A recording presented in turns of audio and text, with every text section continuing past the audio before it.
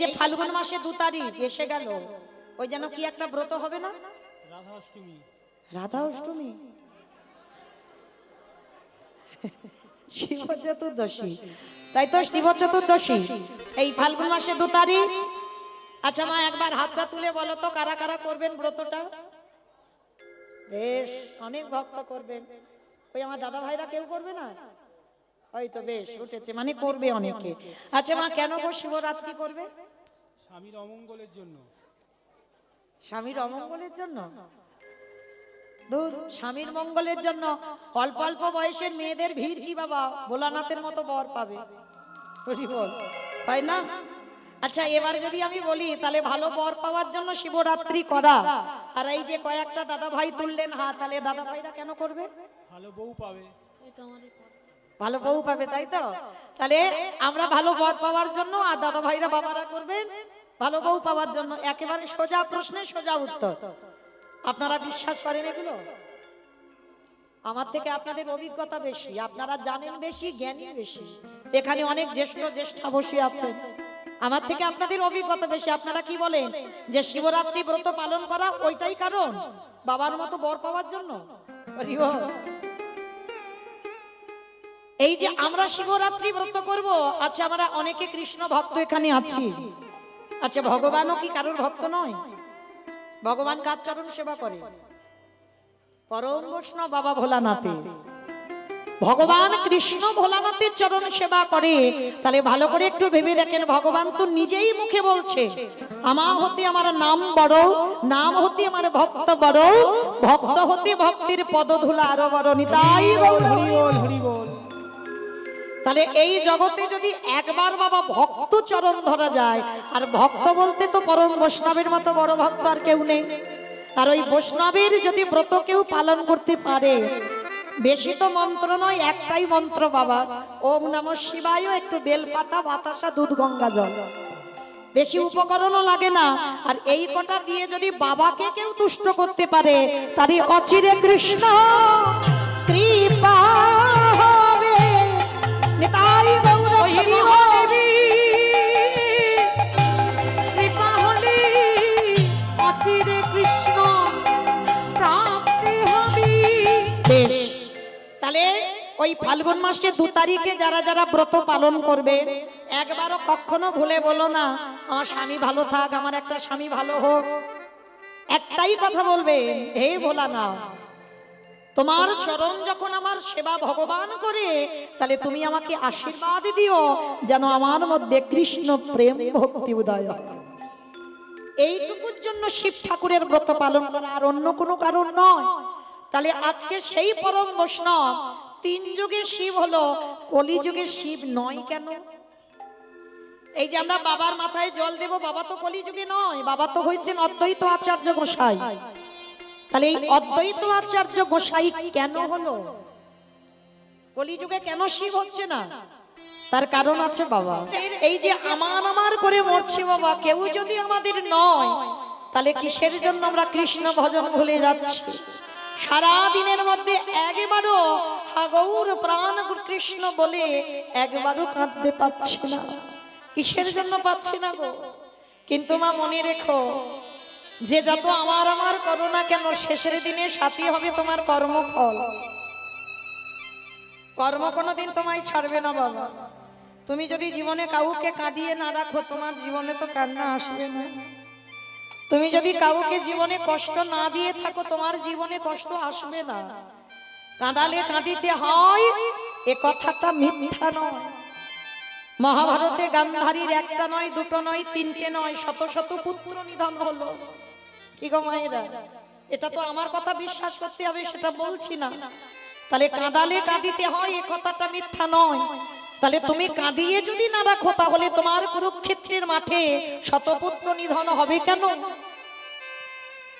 সেই যে 108 জনম আগে যে অপরাধ করলো, ভেবে দেখেন মা, আমরা মনে মনে করি এ জন্মে কোনো কুকর্ম করেছি, সেটা তো কেউ জানে না, কেউ বুঝতেও পারলো না।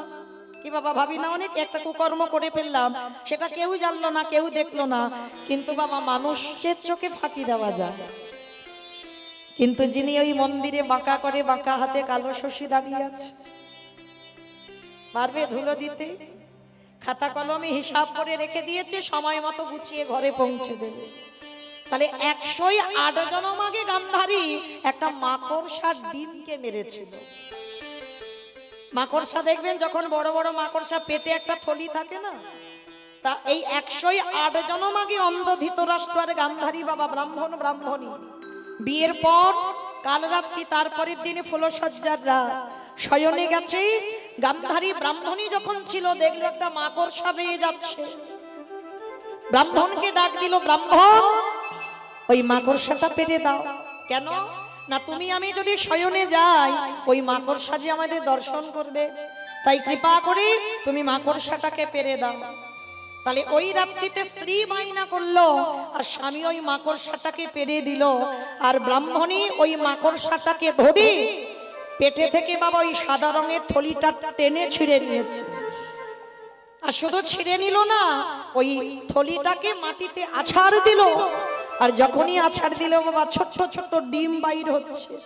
আর ব্রাহ্মণী আনন্দে গদগদ হয়ে ওই বাম পায়ে বৃদ্ধ আঙুল দিয়ে ওই ডিমগুলোকে টিপে টিপে মারছে। আছে না বাবা অনেকের অভ্যাস, যদি পিঁপড়ে লাইন দিয়ে যায় একবার পা দিয়ে একেবারে দলে দিয়ে চলে যায়, যাই কিনা দেখেছেন না, অনেকে করে। অপরাধ নিও না, কীর্তন মহাভারত বলো রামায়ণ বলো বাবা সবটাই সমাজ শিক্ষা, জগৎ শিক্ষা দেওয়ার জন্য বাবা আমাদের এই কীর্তন। তাহলে খবরদার কোনোদিন এই অপরাধ করে ফেলো না। ব্রাহ্মণী করলো, আর যখন ডিমগুলোকে টিপে টিপে মারছে উপরে মাকড়সা কাঁদছে, হে দয়াময় তুমি আমার খাটে দাওনি, তুমি আমার পালঙ্ক দাওনি, তুমি তোমার থাকার জায়গা দিয়েছো ওখানে। আমি তো কোনো অন্যায় করিনি, আমি তো কোনো ক্ষতি করিনি। তাহলে বিনা অপরাধে আমার পুত্র হারা করে দিল, ওদের পৃথিবীর আলো বাতাস পেতে দিল না।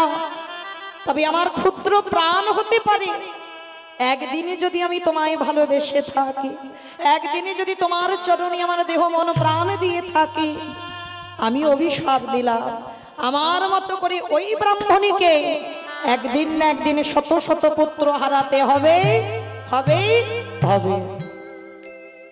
108 জনম আগে কারোর অপরাধ ভাবেন বাবা। ভগবান দাড়ি পাল্লায় হিসাব করছে বাবা, পূর্ণের ভার এত বেশি, কারণ মাকড়সার অভিশাপটা তাড়াতাড়ি হবে না। যার জন্য 108 জনম পরে সেই ব্রাহ্মণ আর ব্রাহ্মণী হলো অন্ধ ধৃতরাষ্ট্র আর গান্ধারী। যার জন্য কুরুক্ষেত্রের মাঠে সেই ভগবান মাকড়সার কথা মনে করে শত শত পুত্র নিধন হয়ে গেল। তাহলে কাঁদালে কাঁদিতে হয় এ কথাটা মিথ্যা নয়। তাহলে কাদের জন্য বসে আছো বাবা, কাদের জন্য কৃষ্ণ ভজন ভুলে যাচ্ছ? কেউ তো তোমার নয়। যতদিন তুমি সংসারে দুটো হাত ভরে দিতে পারবে সংসার তোমার ভালোবাসবে। আর যেদিন থেকে মা তুমি সংসারে দেওয়া বন্ধ করে দেবে সেই দিনে তুমি সংসারে আবর্জনা হয়ে যাবে। তাহলে শেষের দিনে আমাদের সাথী হবে কর্মফল। তবে বাবা আমার একটা গ্যারান্টি আছে, আর একজন আমাদের সঙ্গী হবে, সেটা আমার গ্যারান্টি। জানি না আপনাদের এই এলাকায় নিয়ম আছে কিনা, তবে আমার ডায়মন্ড হারবার এলাকায় নিয়ম আছে। মানুষের মৃত্যুর পর কিছু দাও বা না দাও দুটো জিনিস ভাড়া করতে হয়। বলো তোমা কি? এক হলো খোল আর এক হলো করতাল। আর দেহটাকে যখন নিয়ে বের করে নিয়ে চলে যাবে না, যাত্রা নাটক ফাংশন থিয়েটার যাই হোক না কেন, সাথে কি কিছু যাচ্ছে? কলিযুগ তাহলে যাচ্ছে কি? এই হরি নামে যাবে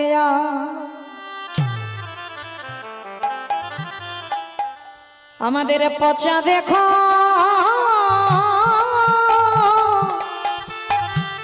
দেহ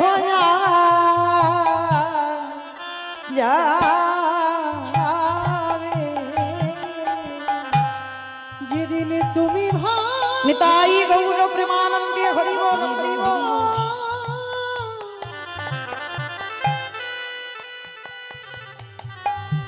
যেদিন তুমি ভাবো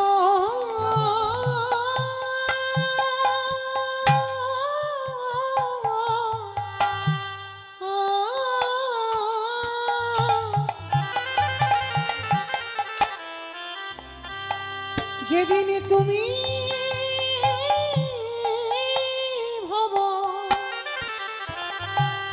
ওই ভাব তারে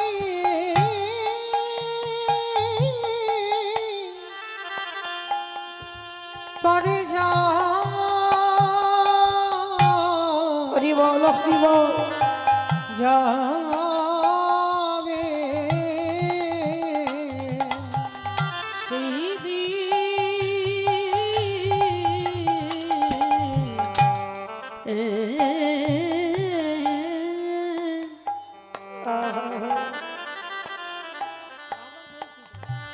সেই দিনে নামে যাবে এই পচা দেহ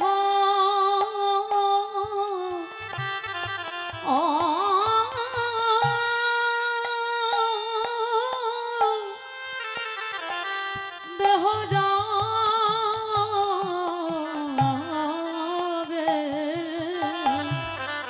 আমাদের কারোর কৃষ্ণ ভজন হলো না কৃষ্ণ বলবা বলি এইভাবে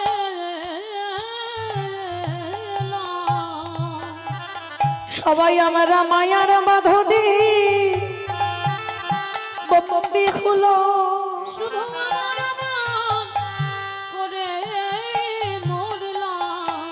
আমরা শুধু এলাম খেলা ভব ছেড়ে চলে গেল। একবারে হরি বলি কাঁদলাম না গো। হৃদয়ময় তুমি বিনে আমার গতি নাই। বলে তুমি তো আমার পিতা বন্ধু ভাই।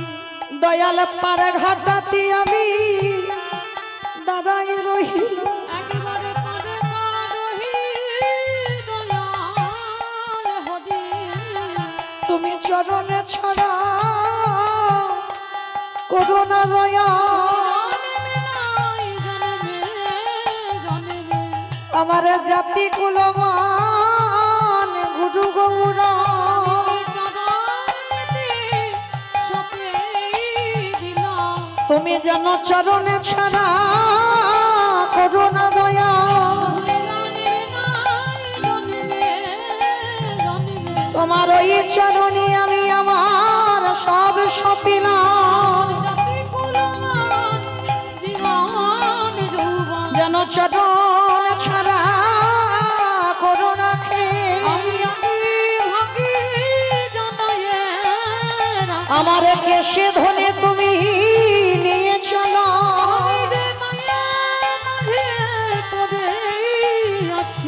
দয়াল শেষের দিনে তুমি ছাড়া আর কেহ না। নিতাই গৌরা হরি বল হরি বল হরি বল। ছাড়া আর কেহ না ওই তুমি ছাড়া আমার আর কেহ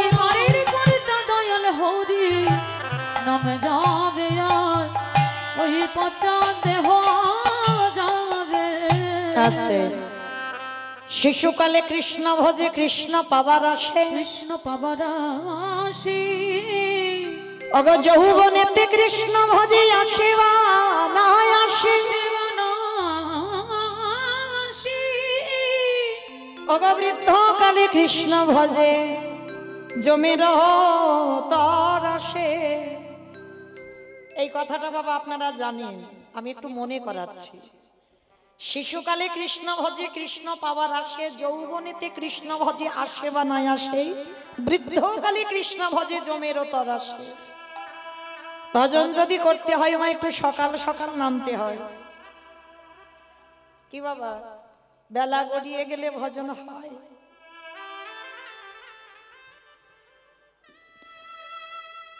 যারা এখানে শাস্ত্র জ্ঞানী, যারা তত্ত্ব জ্ঞানী, যারা গ্রন্থ পড়েন, ভজন করতে গেলে একটু সকাল সকাল নামতে হয় মা। বয়স হয়ে গেলে হয় না। অনেকে বলে না একটু ভগবানের চরণে দাস হবো, কীর্তন শুনবো, একটু বয়স টয়স হোক।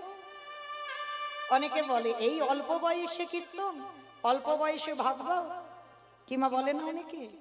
কিন্তু তারা তো জানে না ভজন করতে গেলে সকাল সকাল নামতে হবে। বেলা গড়িয়ে গেলে ভজন হবে না। তার কারণটা বলে দিচ্ছি দেখেন।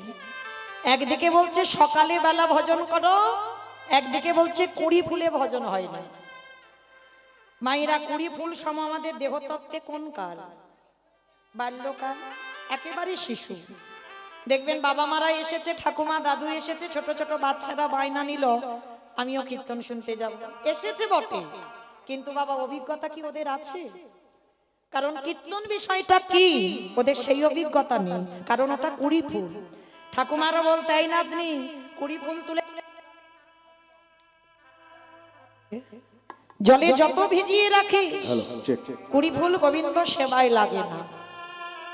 কি মায়েরা বলতো না ঠাকুমারা? তাহলে কুড়ি ফুল সেবা।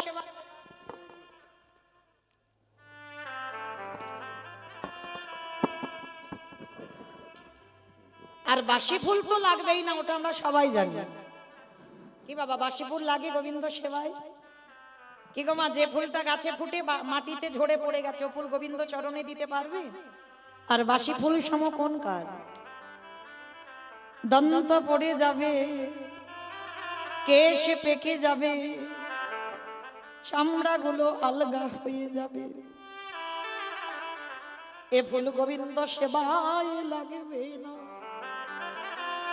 কি গো, এটা আমার কথা নয়, নিজেরা মিলিয়ে নেবেন বাবা। কীর্তন হয়তো ভালো লাগছে, কিন্তু উপায় নেই, কোমরে ব্যথা, বসতে পারছেন না মাটিতে, হয় না? বয়স হয়ে গেলে হবে তো। আর এখন বাবা বেশিরভাগ ভক্ত হাঁটু আর কোমর নিয়ে মরেছে, হ্যাঁ, বসতে পারবে না বেশিক্ষণ। তাহলে ভালো করে ভেবে দেখেন, এটা হচ্ছে বাসি ফুল। স্নান করে ঠাকুর ঘরে যাবে, বেশিক্ষণ আন্নি করতে বসতে পারবে না, কারণ শীত দাঁড়াতে ব্যথা, শরীর অলস, বারবার ঘুমিয়ে পড়ে যাচ্ছ, এ ফুল গোবিন্দ সেবায় লাগছে না। তাহলে সেবা দেবে কোন ফুল? আজকে যে ফুলটা গাছে ফুটেছিল মা, আর আজকের ফোটা ফুল সম আমাদের যৌবন কাল। এটা আমি বলছি না, আমার গোবিন্দ বলছে। রাধে গো, ভক্তের যৌবন বড়,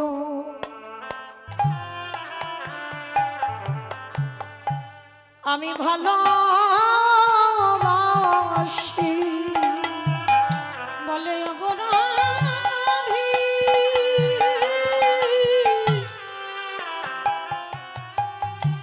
রাইবি না দিনি, ভক্তের যৌবন বড় বড় ভালোবাসি। ভালো করে অনুভব করবেন মা কোন যৌবনের কথা বললো। যেদিনে তোমার দুটো হাত গোবিন্দ সেবার কাজে লাগাতে পারবে, যেদিনে তোমার দুটো চরণ গোবিন্দর জায়গায় যেতে পারবে, যেদিনে তুমি করুণামূলে কৃষ্ণ নাম শুনতে পাবে, যেদিনে নয়ন ভরে গোবিন্দ রূপ দেখতে পাবে, যেদিনে জিহ্বায় কৃষ্ণ নাম বলতে পারবে, যেদিনে তোমার দেহের ইন্দ্রিয়গুলো সব সতেজ থাকবে, সেই ইন্দ্রিয় দিয়ে তুমি গোবিন্দ চরণে নিবেদন করো। এই সময়কে বলছে যৌবনকাল।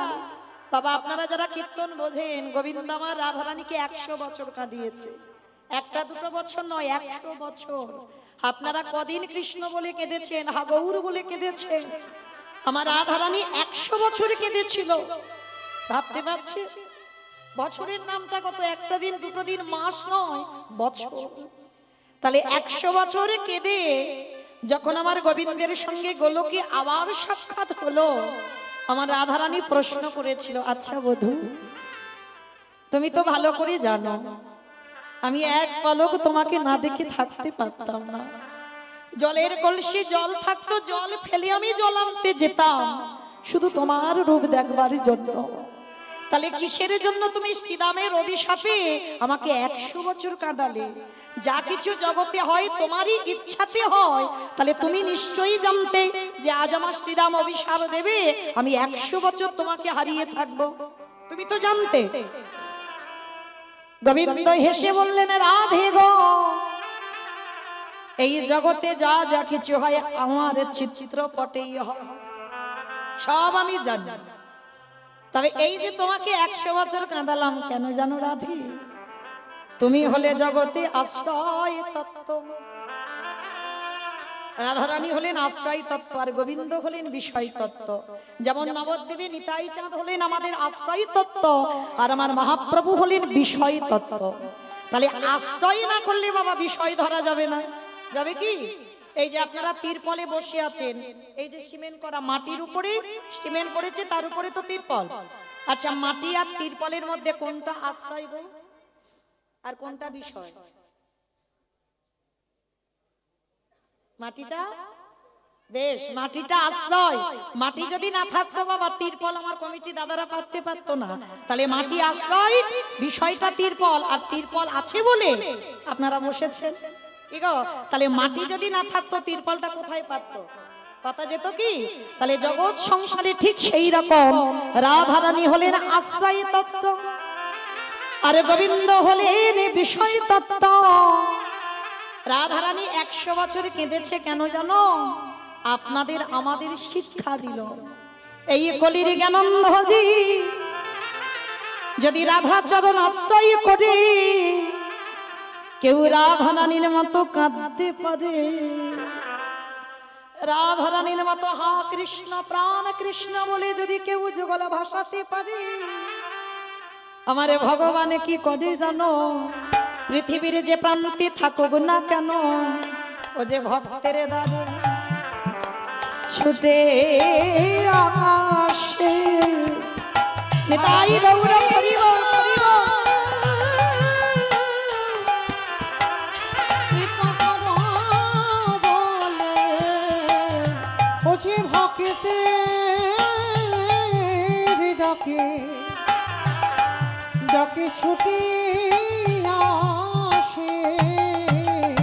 আস্তে, তবে বাবা কান্নাটা যেন আমার ভগবানের জন্য হয়, কান্নাটা যেন বিষয়ের জন্য না হয়, কান্নাটা যেন আমার ছেলের জন্য না হয়, বউয়ের জন্য না হয়, স্বামীর জন্য না হয়, কান্নাটা যেন শুধু একজনের জন্য হয়, যেটা হলো আমার গৌর গোবিন্দ চরণ।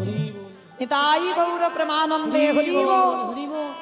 তাহলে চলেন আজকের সেই নবদ্বীপের মাটিতে আমার চৈতন্য মহাপ্রভু জগৎকে শেখালো সময় থাকতে থাকতেই গৌর চরণ ভজন করো, কৃষ্ণ চরণ ভজন করো। কিন্তু জানো মা, এই নবদ্বীপে আমার নিমাই যখন হরিনাম করতো সবাইকে বলতো হরিনাম কর, সবাইকে, মানে কে নিচু জাত কে উঁচু জাত, জাতির ঠিক ছিল না, ছোট বড় বিচার করেনি, যাকে দেখছে তার চরণ দুটো ধরে বলছে তোরা কৃষ্ণ বল। কিন্তু একজনকে একদিনের জন্য বলেনি যে তুমি কৃষ্ণ নাম করো। বলতে পারবে তিনি কে? ভগবানের মা সচী ঠাকুরানী। একদিনের জন্য নিমাই বলেনি মা তুমি একবার হরি নাম করো। তো একদিন দাদা নিতাই চাঁদ প্রশ্ন করেছিল, ভাই তুই তো নবদ্বীপের অলিতে গলিতে যাকে দেখতে পাচ্ছিস বিচার করছিস না, তুই সবাইকে হরি নাম করতে বলছিস, কিন্তু কই কোনোদিন তো আমাদের মাকে বললি না যে মা তুমি একবার কৃষ্ণ ভজন করো, হরি নাম করো। নিমাই হেসে বলল, দাদা যদি জগতে কেউ আমার কাছে অন্যায় করে আমি ক্ষমা করে দিই, কিন্তু এক জায়গায় অপরাধ করলে আমি ক্ষমা করি না। বলো তো সেটা কোন জায়গায়? বৈষ্ণবে দাঁড়িতে যদি হয় ক্ষুদ্র অপরাধ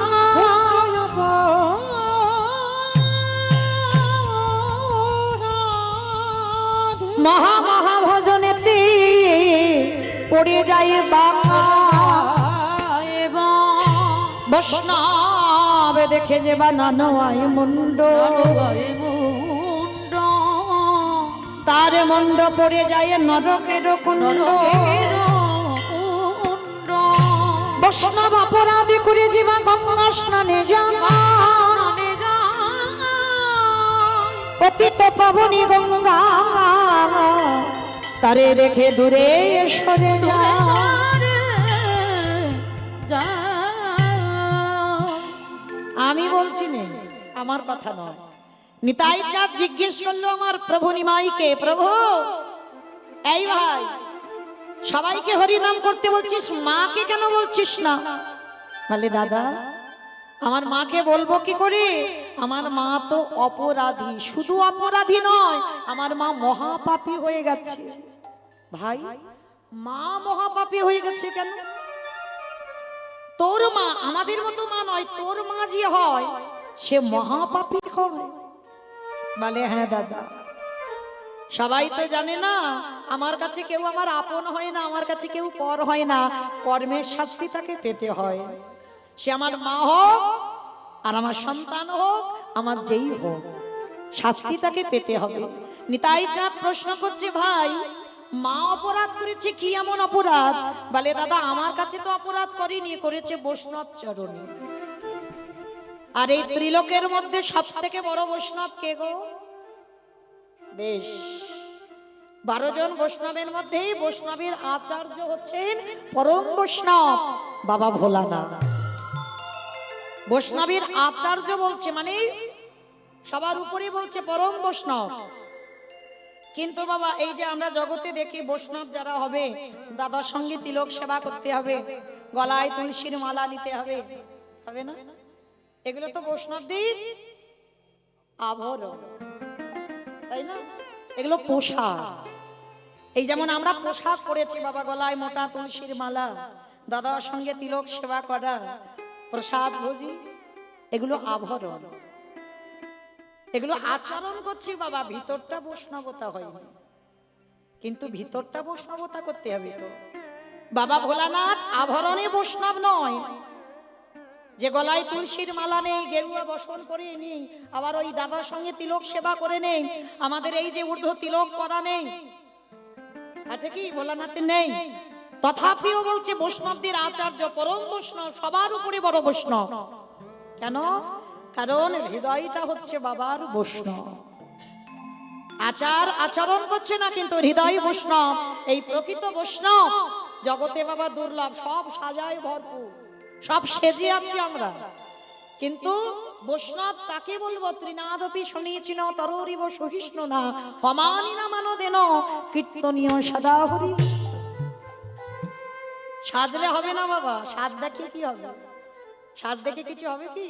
ভিতরটা বৈষ্ণবতা করো। তৃণ মানে ঘাস, এই ঘাসকে মারিয়ে চলে গেলে বাবা ঘাস মাথা তুলে কথা বলে না। যদি এখানে ঘাস থাকতো বাবা, তিরপল পেতে দেবে, তার উপরে সবাই চড়ে বসবে, কই ঘাস একবার মাথা তুলে বলবে যে আমার উপরে তোমরা এরকম মারিয়ে যাচ্ছ কেন, বসছো কেন? বৈষ্ণবতা অর্জন করতে গেলে সবার আগে প্রথম স্বভাব তোমাকে তৃণের মতো হতে হবে, গাছের মতো সহিষ্ণুতা অর্জন করতে হবে। যদি কোনো মানুষ অসুস্থ হয়ে যায় বাবা, 1 ঘন্টার অক্সিজেনের দাম কত? অসুস্থ মানুষকে অক্সিজেন দিতে হয় না? গাছপালা অক্সিজেন দান করে না? আর অথচ আমরা মূর্খ যে সেই গাছের ডালপালাগুলো ছিটে দিই, একবারের জন্য গাছ প্রতিবাদ করে না যে আমি তোমাদের এত এত অক্সিজেন দিই, তোমার আমার এই ডালপালাগুলো ছিটে দিচ্ছ কেন? বৈষ্ণব যে হবে তার হৃদয়টা যেন ঠিক এই রকম হয়। বলবে না শীতের সময় আমার কাঁথা গায়ে দাও, গরমের সময় আমার এসি লাগিয়ে দাও। সহিষ্ণুতা অর্জন করতে হবে। আর এই সমাজে যাকে কেউ মান দেয় না, কেউ যাকে সম্মান করে না, তুমি যদি বৈষ্ণব হও তাকে তোমার হৃদয় দিতে হবে, তাকে মান দিতে হবে। অমানিনাকে যে মান দিতে জানবে, সমাজ যাকে পছন্দ করবে না, তোমাকে তারে কোল দিতে হবে, তবেই তুমি কিঞ্চিত বৈষ্ণব হবার অর্জন লাভ করবে মাত্র। তাহলে পরম বৈষ্ণব বাবা ভোলানাথ, তিনি কলিযুগে কে? অদ্বৈত আচার্য গোসাই। 3টে যুগে বাবা ভোলানাথ ছিল, কিন্তু কলিযুগে ভোলানাথ নয়।